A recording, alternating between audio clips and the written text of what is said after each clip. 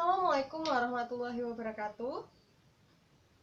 Ya, untuk memulai pembelajaran pada pagi hari ini, marilah kita berdoa menurut agama dan kepercayaan masing-masing. Berdoa mulai.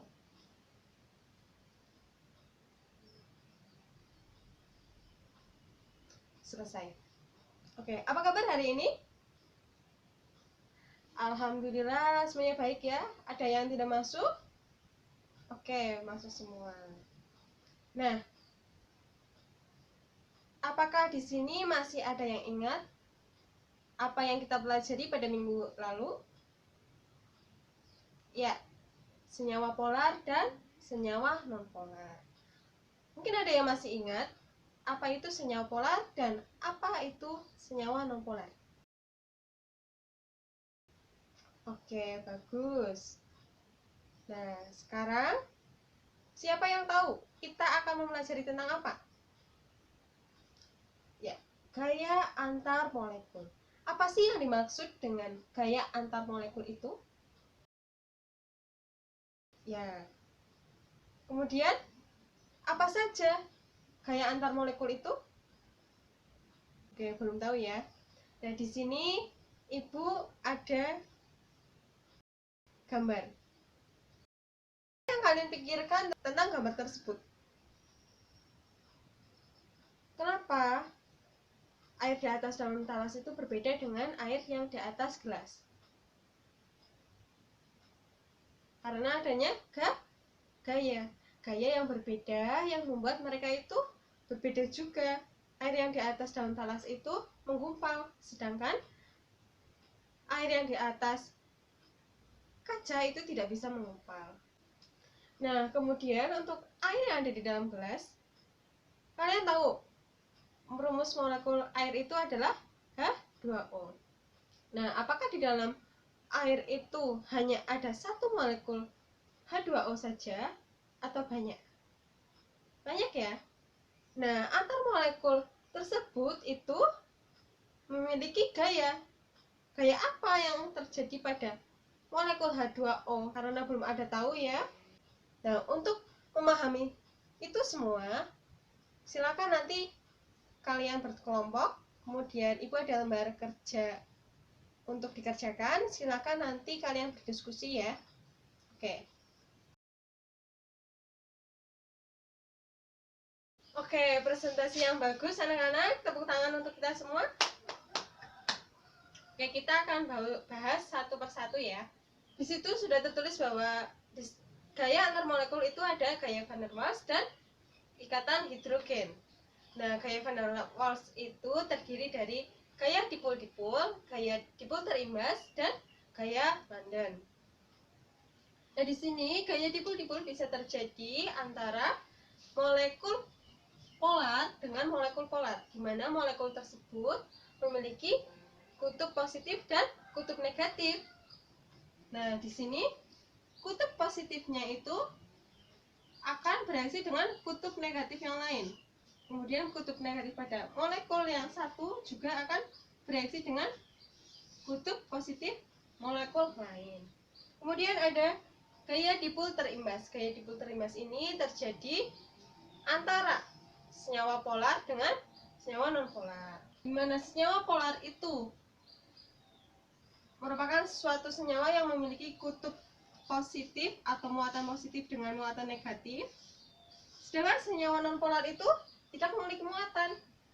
Nah, tidak memiliki muatan karena di sini, misal di sini yang berdekatan dengan senyawa nonpolar itu kutub negatif, maka otomatis kutub yang berdekatan itu akan bermuatan positif. Nah, muatan ini itu dipengaruhi oleh muatan negatif pada molekul lain. Jadi, molekul dipol terimbas itu yang hanya sesaat. Kemudian ada gaya London. Gaya London ini antara senyawa nonpolar dengan nonpolar. Bagaimana bisa terjadi gaya London? Jadi di sini mereka ada dua molekul yang tidak bermuatan. Nah, karena molekul-molekul ini itu memiliki elektron, pada suatu ketika elektron-elektron tersebut akan berkumpul pada salah satu titik. Misal di sini. Nah, maka di sini akan bermuatan negatif. Karena di sini bermuatan negatif, maka molekul yang berdekatan dengan molekul yang sudah bermuatan negatif akan menjadi bermuatan positif. Nah, di sini berarti terjadi karena gerak elektron.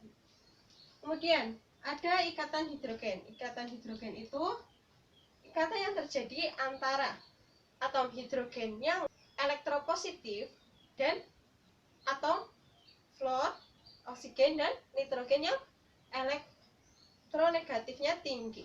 Nah, di sini pada soal nomor 2 itu ada H2O, C4, HCl, Br2, NH3. Kita ketahui bahwa H2O itu ada ikatan antara H dengan O. Jadi dia merupakan ikatan hidrogen. Kemudian ada NH3. NH3 itu terjadi antara unsur hidrogen dengan nitrogen.